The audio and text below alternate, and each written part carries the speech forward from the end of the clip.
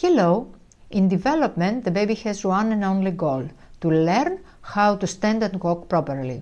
It doesn't really matter to them how to do it, but at the end of the day, if it isn't symmetrical, it could cost energy and effort to be accomplished. Symmetry will enable them to operate economically against gravity. What a baby does in the developmental process from the first day of life to the 12 months in which he walks is to learn how to stand and be able to walk. In the first 12 months of age, bibliographically, we manage to stand and walk. This is not really true for every baby because we're all different from each other, but this is the average. Walking on toes is sometimes what worries parents about their baby's development. It is not always a problem, but if it persists, it can become a problem. In the beginning, the baby's process of walking is always with the feet flat on the floor, and then begins the most mature heel-toe walking. In between, the baby goes through many stages where the sole, the posture and the balance are trained through adjustments of the foot. During development, children often step on their toes, and it's not uncommon for some time to adopt it as a pattern of walking. This should not be a concern if it is occasional and is automatically corrected during the day.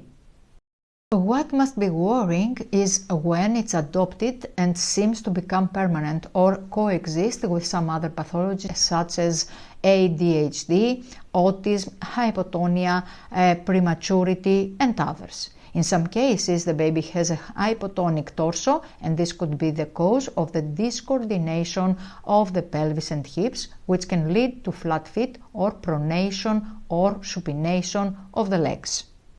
Many abnormalities of the feet can be the cause of the imbalance in the gait process and the way the baby balances in the upright position. Very often babies have asymmetric posture and they are dysfunctional in the upright position and the walking procedure.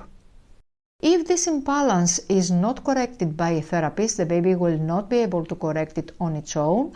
In such a case, in the upcoming months, while they'll grow up and gain some height and some weight, their ankles pronation or supination will be worse.